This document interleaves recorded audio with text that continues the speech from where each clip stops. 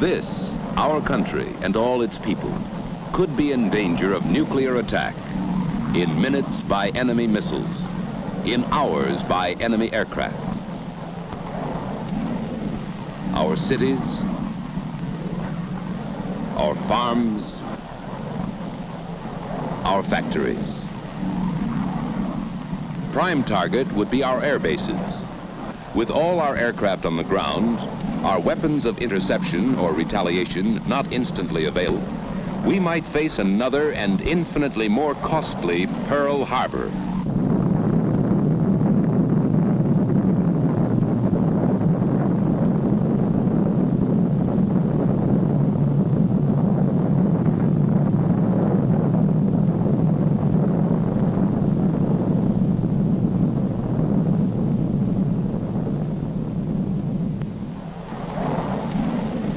To avoid surprise disaster, some of our aircraft must always be in the sky or on the alert, carrying nuclear weapons. These weapons are always unarmed. They will be armed only following a decision by the President of the United States. Only these ready aircraft with nuclear weapons can form our first-line deterrent force in peacetime. Our sure striking force in case of attack.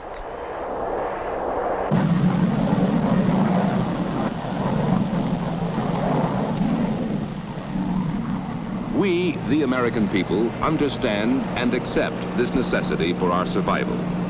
But we want to know the facts about one question. Do we live in danger of nuclear explosion and radioactive fallout if one of these airplanes should crash, or one of these nuclear weapons accidentally drop?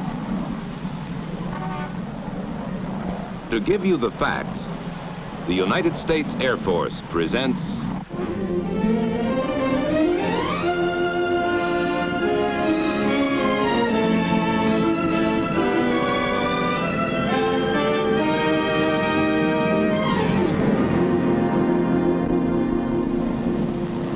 This bomber carries a nuclear weapon. It is a well-designed, carefully maintained, skillfully flown airplane. But airplanes, just like it, have crashed and burned. There was no nuclear explosion, no radioactive fallout. These are the facts. The bombardier watches over controls as safe as human ingenuity can make them to prevent accidental bomb release. But nuclear weapons have been dropped inadvertently. There was no nuclear explosion, no radioactive fallout. These are the facts.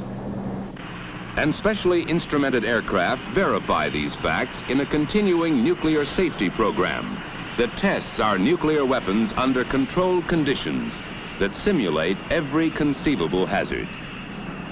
Vital to this nuclear safety program is Air Force Special Weapons Center at Albuquerque, New Mexico.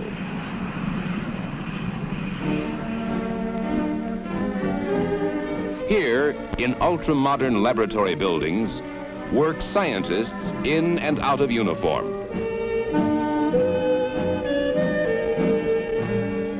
They work with the incredibly complex equations of nuclear physics, which derive from Einstein's famous relationship of mass to energy.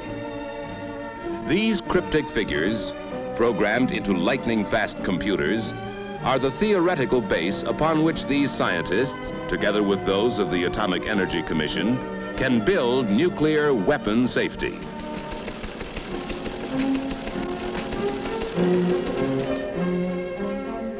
By research, design development, and laboratory test, they ensure weapons not yet built against accidental nuclear explosion.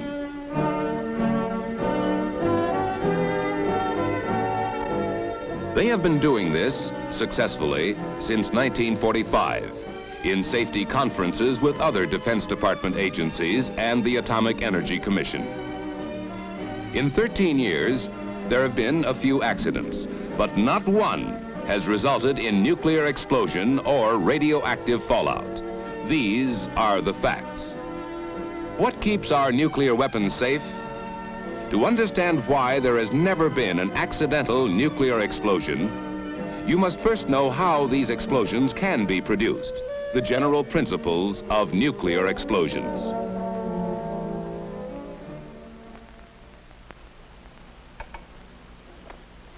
Any explosion is the result of a very rapid release of a great amount of energy. Conventional explosions result from the rearrangement of whole atoms in some explosive material. For example, in TNT, the rearrangement of whole atoms of hydrogen, carbon, nitrogen, and oxygen produces explosive force. On the other hand, nuclear explosions result from the rearrangement within each atom.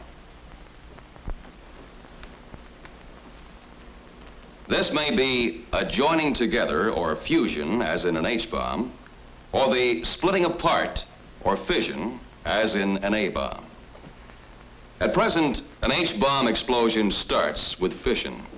So the splitting of the nucleus of the atom is the basic principle of nuclear weapons. All matter is composed of one or more of the 100-odd elements. Of these, the atoms of the metals uranium and plutonium can be most readily fissioned to cause nuclear explosion. These elements are mildly radioactive. They emit short-range, low-penetration alpha particles while in their unfissioned state. These alpha particles do not have the harmful effects of the longer range and stronger gamma rays, which are given off by certain elements such as radium or by the products of nuclear fission. The atoms of uranium and plutonium are among the heaviest. Heavy because the nucleus of each atom contains large numbers of the fundamental particles called protons and neutrons. When a free neutron hits this nucleus, it splits into two parts, releasing more neutrons which may go on to split other nuclei. The resulting fission products become highly radioactive, emitting the long-range and dangerous gamma rays.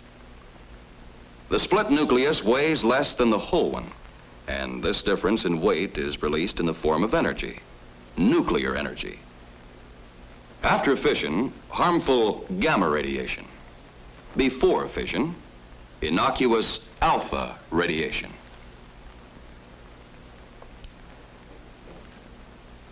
To build up a nuclear energy release, the fissionable material must be of a certain size, shape, or density. Then one of the neutrons escaping from a split atomic nucleus will, in turn, split another, and a chain reaction is set up. The mass is now releasing nuclear energy, but not quickly enough to cause a nuclear explosion. This condition is called critical.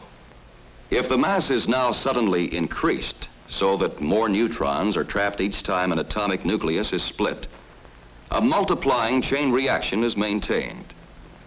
Now the mass is supercritical, causing a nuclear explosion. Density of the fissionable material can be as important as mass in building up a nuclear explosion. The same sphere can be compressed so that the atoms are closer together and neutrons split more atomic nuclei, making the smaller mass critical. If compressed still more, a multiplying chain reaction sets in, causing the mass to become supercritical in a nuclear explosion. Nuclear weapons make use of both of these principles. A gun-type device can increase the mass of fissionable material to a supercritical state instantaneously. One subcritical mass is propelled forcibly into another by an ordinary powder charge. The increased mass becomes supercritical. A multiplying chain reaction builds up until the nuclear explosion. Obviously, if any mechanical device keeps these two subcritical masses apart, the weapon is nuclear safe. Applications of this fact prevent accidental nuclear explosions in gun-type weapons. Another kind of nuclear weapon is the implosion type. It compresses the fissionable material to greater density to make it supercritical. To do this, the sphere is enclosed by a shell of ordinary explosive designed to direct its explosive force inward. This effect is called implosion. The detonators attached to the explosive are connected to a complex firing device which can fire every detonator simultaneously. When all the explosive is detonated simultaneously, the nuclear material is compressed into a supercritical mass which results in a nuclear explosion. Implosion-type weapons are nuclear safe because only the specially designed firing device can produce the simultaneous detonation of all the ordinary explosive, a deliberate effect possible only by the precise firing mechanism. Should a single detonator be fired accidentally, whether by malfunction, crash impact, or fire, the explosive would not provide the all-around compression necessary for implosion. Instead, it might push the nuclear material out of the shell, break it into small pieces, or even burn it. This unfissioned material emits only alpha particles because no nuclear explosion has taken place. These alpha particles do not penetrate the skin. The simplest precautions can prevent their intake into the body, and the simplest cleanup measures can remove them.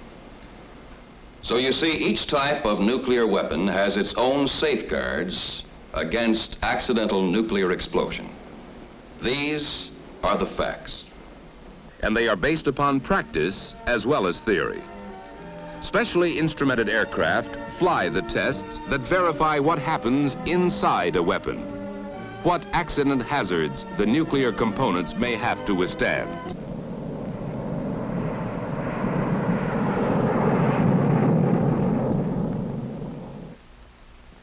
Nuclear safety is everybody's business.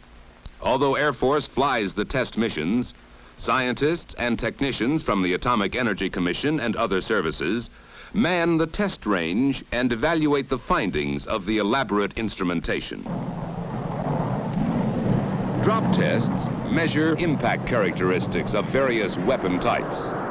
They are made without nuclear components, so that this precious material is not wasted.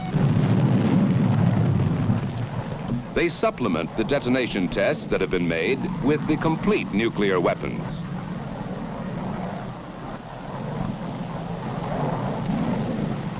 Impact or shock does not cause nuclear explosion or radioactive fallout.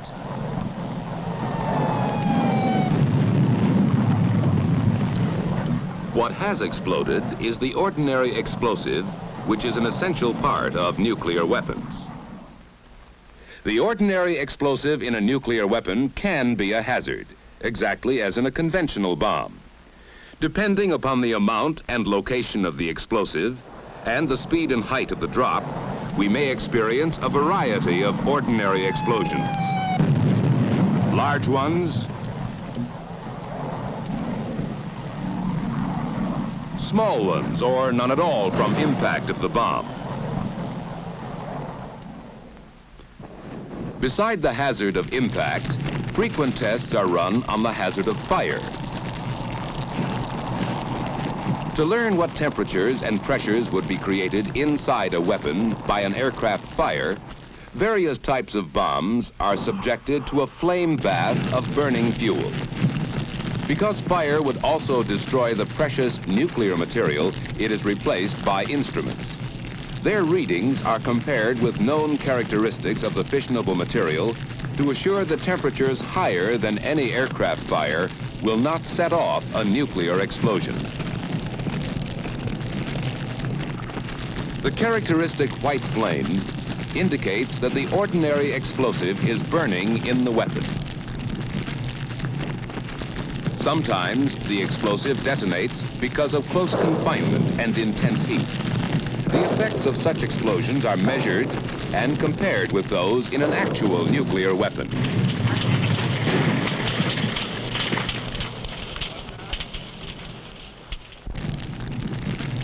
Fire and ordinary explosives do not create the conditions necessary for nuclear explosion.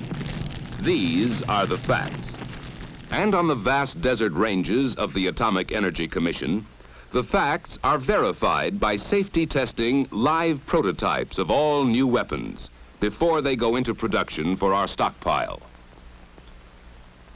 The tests are costly in money and manpower, even more costly in the fissionable materials on which our nuclear strength depends. But they do provide insurance against nuclear accidents, which make them a bargain at any price. Some take place deep in the earth. Fantastically complex instruments replace the five senses. They record what happens when some of the explosive that surrounds the nuclear material of a new weapon is deliberately detonated. They record only an ordinary explosive blast. A random detonation has not created the implosion which would compress the nuclear material to a supercritical mass. There was no nuclear explosion, no radioactive fallout. Each new design must be proved nuclear safe, able to withstand accident, fire, or random explosive. Other tests with nuclear weapons are made above ground. These are also designed to test the nuclear safety of new weapon types by intentionally detonating the explosive which surrounds the fissionable material.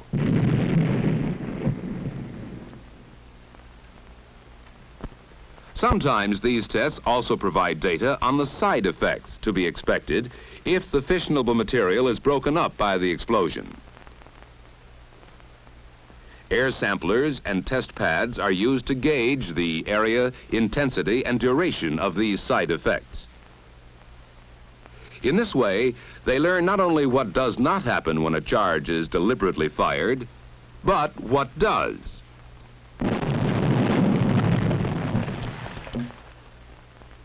The explosive does break up the nuclear material and scatter parts of it over a small area.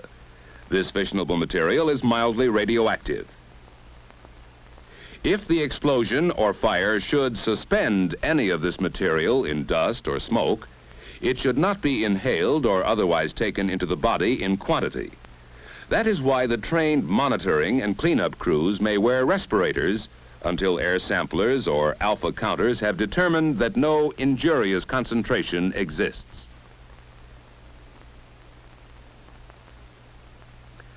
The alpha particles emitted do not penetrate skin or clothing, so this material is harmless when on the ground.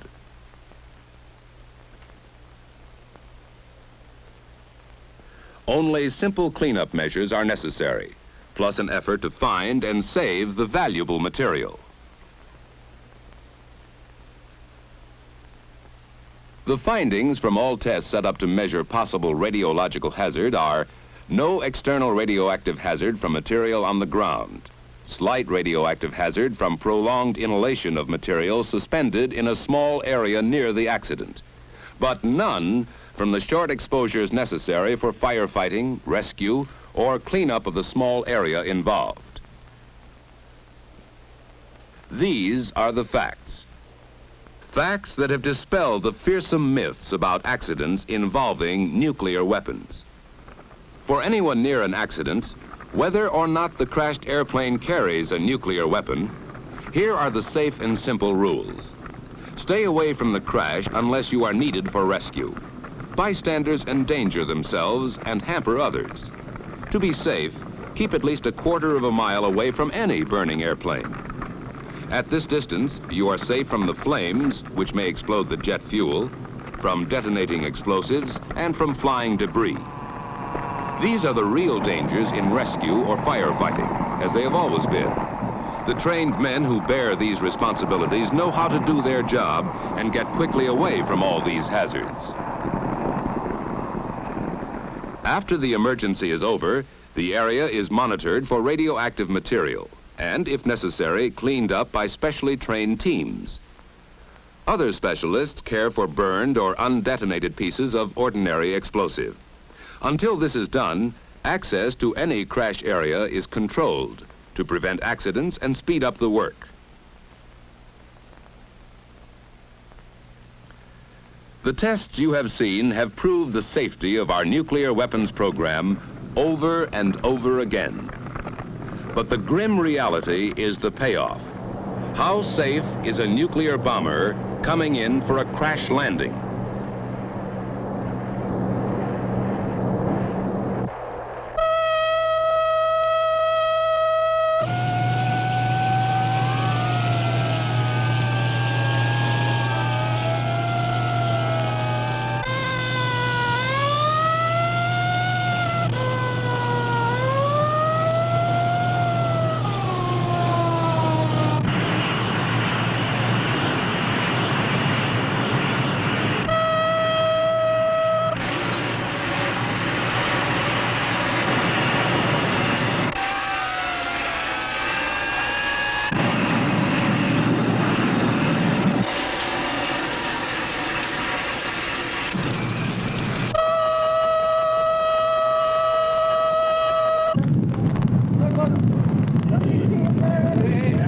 Not the impact of the crash landing, nor the fire which often follows, not even detonation of the ordinary explosive in the weapon, cause nuclear explosion or radioactive fallout.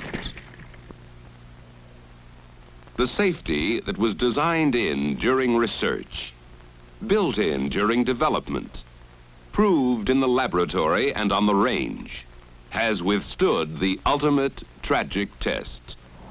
These are the facts. They prove that you, the American people, can stay both safe and strong. Safe because the weapons your Air Force must carry have been tested nuclear safe. The possibility of an accidental nuclear explosion is so small as to be practically non-existent. Strong because an Air Force, nuclear armed and combat ready, stands guard against surprise attack. Under this shelter, you and your family may live in peace, free from the fear of nuclear accidents.